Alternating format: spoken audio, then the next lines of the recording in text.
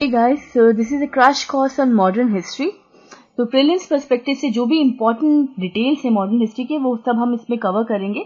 जिसने बिल्कुल भी मॉडर्न हिस्ट्री नहीं पढ़ा हो उसके लिए ये कोर्स बहुत अच्छा है. एटलीस्ट 4-5 क्वेश्चन तो क्रैक हो ही जाएंगे. जो भी ट्रिवियल डिटेल्स हैं, फैक्चुअल डेटा है, वो सब हम शॉर्ट में कवर करते चलेंगे. सो 1905 जब पार्टीशन ऑफ बंगाल हुआ उसके बाद का एरा बहुत इंपॉर्टेंट है और उसमें भी सबसे इम्पोर्टेंट है Gandhian era. So first we'll cover about the coming of Gandhi, then the Champaran Satyagraha, Ahmedabad strike, Kheda struggle 1918, then the Rowlatt Act in Jallianwala Bagh massacre 1919, and finally the Khilafat and non-cooperation movement. So let's start. तो सबसे पहले गांधी जी 2 अक्टूबर 1869 काठियावाड़ गुजरात में पैदा हुए थे. 1893 में वो south Africa गए अपने क्लाइंट दादा अब्दुल्ला के एक केस के सिलसिले में. वहां जाके उन्होंने डिस्क्रिमिनेशन जो एशियंस के अगेंस्ट अफ्रीका में हो रहा था उसे रियलाइज किया और इसके लिए वो वहां लड़े. तो साउथ अफ्रीका में कुछ चीजें, कुछ पॉइंट्स है जो इम्पोर्टेंट थे जो गांधी जी ने किए. फर्स्ट उन्होंने एक न्यूज़पेपर चलाया इंडियन ओपिनियन नाम से. वहां पे उन्होंने टॉल्स्टॉय फार्म और फिनिक्स आश्रम, ये 2 आश्रम से उन्होंने वहां पर जाकर सेटअप करे. उसके अलावा उन्होंने उनकी first political organisation Indian Natal Congress वहां पर स्टार्ट की थी. So see these trivial data very much important and generally asked in the exams, prelims, UPSC और एसएससी सीजीएल. ठीक है, वहां पर उन्हें केसरे हिंद का अवार्ड भी मिला था ड्यूरिंग द बॉयर्स वार. तो बॉयर्स वार में उन्होंने एक एम्बुलेंस सर्विस स्टार्ट की थी जिसके लिए उन्हें केसरे हिंद का अवार्ड मिला था. अच्छा, वहीं पर 1906 में उन्होंने अपनी ये टेक्निक पैसिव रेजिस्टेंस, इसको नाम दिया सत्याग्रह का. तो सत्याग्रह का ये टेक्निक इन्होंने अफ्रीका में, साउथ अफ्रीका में फाउंड की थी. वहां पर बहुत सारी डिस्क्रिमिनेशन होती थी रजिस्ट्रेशन सर्टिफिकेट के लिए, इंडियन माइग्रेशन को लेके, पॉल टैक्स के लिए, या फिर इंडियन मैरिजेस को वहां पे ऑथराइज नहीं किया जाता था. उसके लिए गांधी जी वहां पर लड़े. फाइनली 9 जनवरी 1915 को वो इंडिया वापस आ गए, जिसे प्रवासी भारतीय दिवस के रूप में मनाया जाता है. तो इफ यू कवर द और if you see the January news तो आपको पता चलेगा कि इसमें हर साल प्रवासी भारतीय दिवस मनाया जाता है. उसकी थीम होती है जो कि ऑफ कोर्स इंपॉर्टेंट है, आप उसे देख सकते हैं. देन जब इंडिया वो आ गए तो गोपाल कृष्ण गोखले जो गांधी जी के मेंटोर थे, उन्होंने गांधी जी को एडवाइस किया कि वो पूरा इंडिया टूर करें. फाइनली सब इंडिया घूमकर 1916 में गांधी जी ने साबरमती आश्रम बनाया अहमदाबाद में. इसके अलावा गांधी जी इन्फ्लुएंस थे रस्किन बॉन्ड के राइटिंग से और टॉल्स्टॉय थोरियो की राइटिंग से. देन कम्स दी 1917 में राजकुमार शुक्ला एक बंदे ने गांधी जी को इनवाइट किया कि वो चंपारण आए. चंपारण ये एक डिस्ट्रिक्ट है नॉर्थ बिहार में. तो चंपारण में क्या होता था, वहां पे तीन कथिया सिस्टम था. 3 कथिया सिस्टम किसे बोलते हैं कि जितना भी टोटल लैंड है उसका 3/20 पार्ट जो होगा उस पे ब्रिटिशर्स फोर्स करते थे फार्मर्स को कि वो इंडिगो ग्रो करें. इंडिगो ग्रो करने के बहुत सारे नुकसान थे. एक तो लैंड खराब होता था, टॉप सॉइल इरोड होती थी, एसिडिटी बढ़ती थी, और फिर फिक्स्ड प्राइसेस पे प्लांटर्स को उन्हें बेचना पड़ता था. तो बेसिकली पीजेंट्स का एक्सप्लॉयटेशन होता था ब्रिटिशर्स, यूरोपियंस के हाथों, जिसके लिए गांधी जी ने एक लीगल बैटल लड़ी. गांधी जी को कुछ लोगों ने कंपनी किया था जो नाम अगेन बहुत इंपॉर्टेंट है, एक बार क्वेश्चन पूछा भी जा चुका है. तो इसमें राजेंद्र प्रसाद उनके साथ थे, मजार उल हक उनके साथ थे, जेबी कृपलानी, नरहरी पारेख एंड महादेव देसाई और अनुराग नारायण सिंह. ये लोग गांधी जी को कंपनी कर रहे थे चंपारण सत्याग्रह में.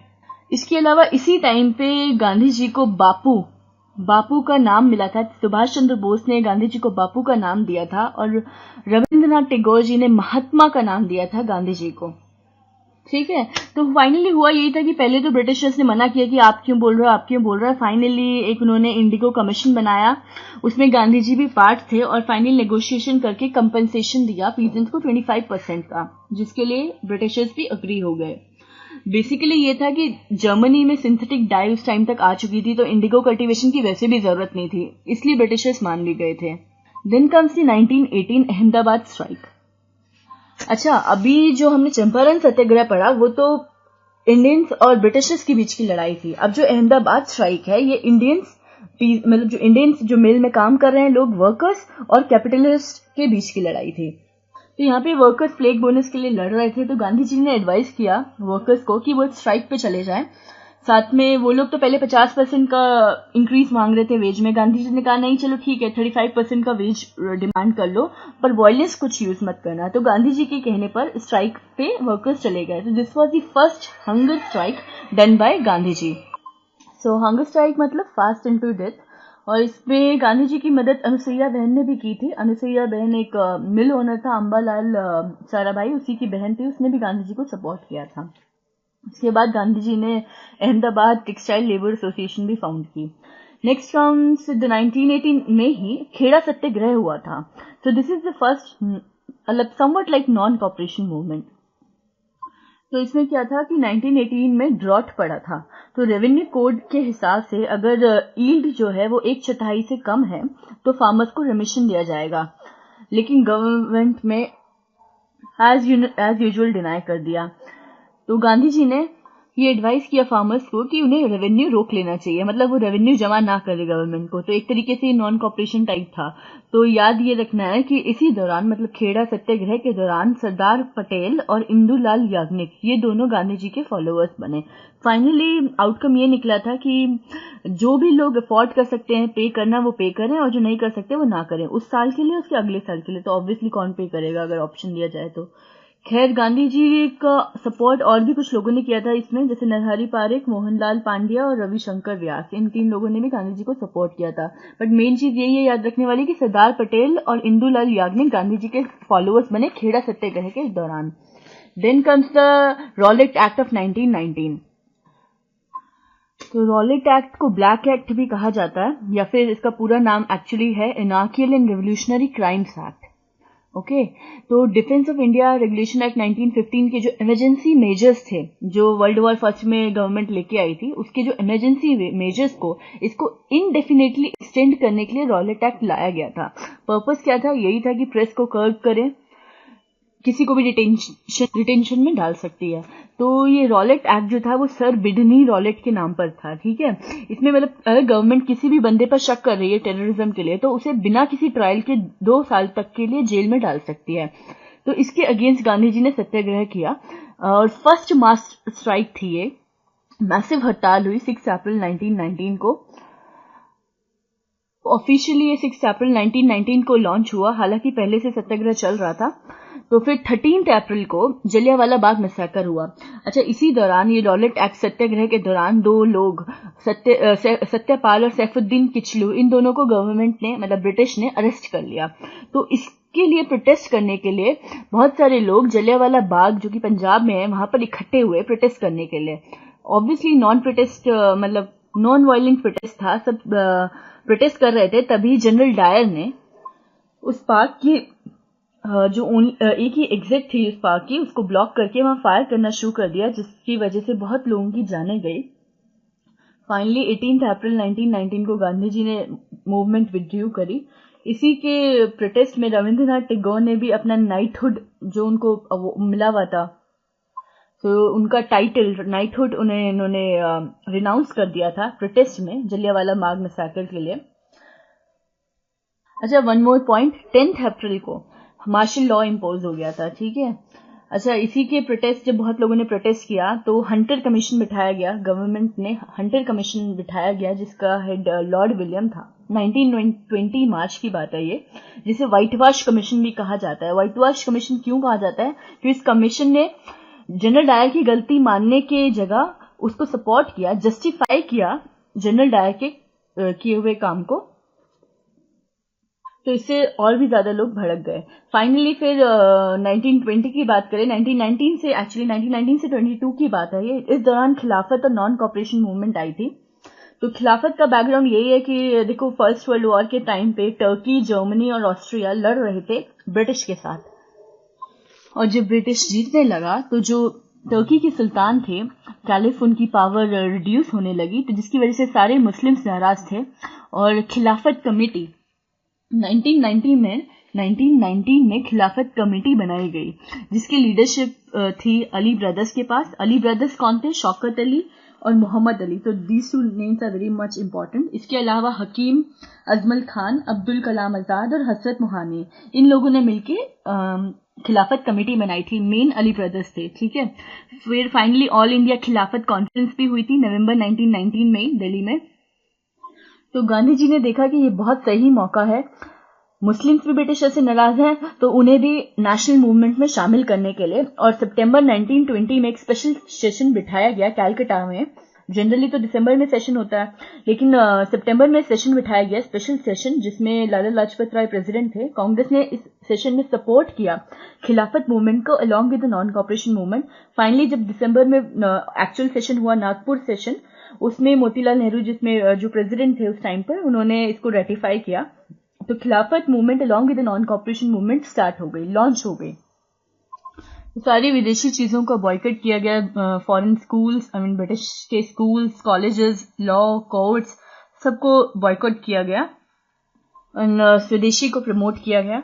अच्छा, गांधी जी की एक बुक भी आई थी, हिंद स्वराज करके, उसमें गांधी जी ने ये कहा था कि अगर नॉन कॉपरेशन मूवमेंट को इंडिया ने 1 साल तक चलाया, मतलब 1 साल तक अगर इंडियंस ने कॉपरेट नहीं किया, then British rule will collapse in an year. तो इसमें लोकमान्य तिलक का बहुत बड़ा रोल था इस मूवमेंट को बढ़ाने में, बट अनफॉर्चुनेटली 1 अगस्त 1920 को उनकी डेथ हो गई।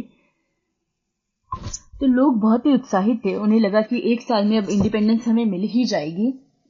अच्छा, एक पॉइंट इसमें यह था कि लेजिस्लेटिव काउंसिल्स को बॉयकॉट करना चाहिए। तो कुछ लीडर्स जैसे कि सी.आर. दास, उनका ओपिनियन थोड़ा सा डिफरेंट था। उन्हें लगता था कि लेजिस्लेटिव काउंसिल्स को बॉयकॉट नहीं करना चाहिए। इसीलिए आगे जाके जब ये मूवमेंट खत्म हुई तो उन्होंने जाके अपनी अलग से स्वराज्य पार्टी बना ली थी। एनीवे, वो हम बाद में पढ़ेंगे। अच्छा, 1921 में जब मूवमेंट का लास्ट फेज चल रहा था, तब 1921 में एक अहमदाबाद सेशन हुआ जिसे प्रिजाइड सी.आर. दास कर रहे थे, जो उस समय जेल में थे। तो एक्टिंग प्रेसिडेंट उस वक्त हकीम अजमल खान थे। तो this is also something important. तो इस सेशन में सब गांधी जी पे प्रेशर डाल रहे थे कि सिविल डिसोबीडियंस मूवमेंट जल्दी से जल्दी शुरू कर दें, क्योंकि सभी लोग बहुत उत्साहित थे। फिर गांधी जी ने 1 फरवरी 1922 में ये धमकी दी कि वो सिविल डिसोबीडियंस मूवमेंट बरडौली से स्टार्ट कर देंगे अगर पॉलिटिकल प्रिजनर्स को नहीं छोड़ा गया। लेकिन इससे पहले कि कुछ होता, अनफॉर्चुनेटली चौरी चौरा इंसिडेंट हो गया, जिसकी वजह से गांधी जी ने ये मूवमेंट विड्रू कर ली। चौरी चौरा में ये हुआ था कि एक चौरी चौरा गोरखपुर डिस्ट्रिक्ट यूपी में एक विलेज का नाम है, वहां पे कुछ वॉलंटियर्स प्रोटेस्ट कर रहे थे, तो उन्हें पुलिस वालों ने बहुत मारा। तो उसी के लिए उसी के प्रोटेस्ट करने के लिए वहां के लोगों ने उस पुलिस स्टेशन को बाहर से ताला लगा दिया और पुलिस वालों के सहित वहां पर आग लगा दी। तो उसमें 21 पुलिस वाले वहां मारे गए। तो इस बढ़ते हुए वायलेंस को देख के गांधी जी ने मूवमेंट विड्रू कर ली। तो इससे कुछ लोग बहुत दुखी हुए, जैसे कि सी.आर. दास, मोतीलाल नेहरू, सुभाष चंद्र बोस, जवाहरलाल नेहरू। उन लोगों को लगा था कि हम इतने करीब हैं इंडिपेंडेंस की, और एकदम से गांधी जी ने मूवमेंट वापस ले ली। पर गांधी जी वायलेंस के सख्त अगेंस्ट थे, इसलिए उन्होंने ये मूवमेंट एंड करी। अच्छा, 1922 में फिर गांधी जी को 6 साल की सजा हो गई। और साथ ही अगर आप गौर करें तो ये 1922 के टाइम पर ही, नवंबर के टाइम पर ही, टर्की में मुस्तफा कमाल पाशा की गवर्नमेंट आ गई थी। टर्की एक सेक्युलर स्टेट बन गया था। तो धीरे धीरे खिलाफत क्वेश्चन जो था, जिस पर बेसिकली सेंट्रल जो थीम थी खिलाफत मूवमेंट की, वो भी ड्रॉप होती रही। खिलाफत क्वेश्चन का रेलेवेंस कम हो गया, क्योंकि वो अब एक सेक्युलर स्टेट बन चुका था। कैलिफेट अबॉलिश हो गया था 1924 में। तो वो एक रीजन भी चला गया। मूवमेंट को लीड करने के लिए कोई नहीं था, गांधी जी जेल में थे। तो धीरे धीरे खिलाफत मूवमेंट और नॉन कॉपरेशन मूवमेंट खत्म हो गई। अच्छा, तो अब जब मूवमेंट धीरे धीरे खत्म होती गई तो सब लोग बहुत डीमोरलाइज होते गए। तब सी.आर. दास, मोतीलाल नेहरू और अजमल खान, ये लोग चाहते थे कि जो लेजिस्लेटिव काउंसिल्स में हैं उसमें ये लोग फिर से जाएं और फिर से काम करें। और जबकि कुछ और लोग, जो राजेंद्र प्रसाद, वल्लभ भाई पटेल, राजा गोपालाचारी, एम.ए. अंसारी, ये लोगों को नो चेंजेस कहा जाता था, क्योंकि ये लोग चाहते थे कि अभी भी चाहते थे कि बॉयकॉट और नॉन कॉपरेशन मूवमेंट को कंटिन्यू किया जाए। They opposed council entry and advocated concentration on the constructive work.